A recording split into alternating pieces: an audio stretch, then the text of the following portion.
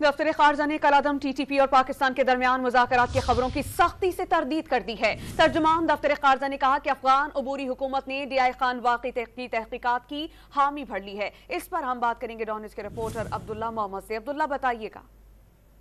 जी बिल्कुल, आज हफ्तावार ब्रीफिंग थी दफ्तर खारजा की, जिसमें कल से जो शेमगोई हो रही है कि पाकिस्तानी हुकूमत और पाकिस्तानी तालिबान यानी TTP के दरमियान मुज़ाकरात किसी तीसरे मुल्क में शुरू है, और वो मुज़ाकरात जो हैं वो अफगान तालिबान या अफगान अबूरी हुकूमत उसकी फैसिलिटेशन कर रही है।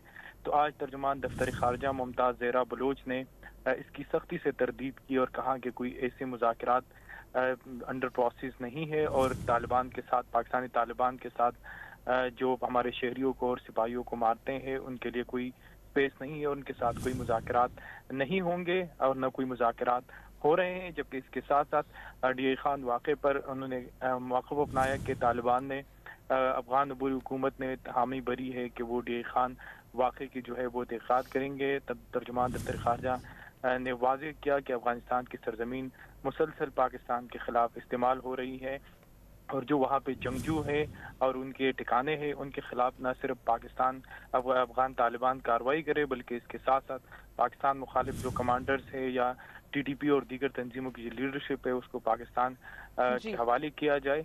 और इसके साथ साथ उन्होंने वाज़ेह किया कि इस पर एक सख्त रद्द-ए-अमल जो है वो पाकिस्तान की तरफ से जारी किया गया, और मुस्तक़बिल में भी इस हवाले से एक सख्त मौक़िफ़ जो है वो अपनाया जाएगा। बहुत शुक्रिया अब्दुल्ला मोहम्मद।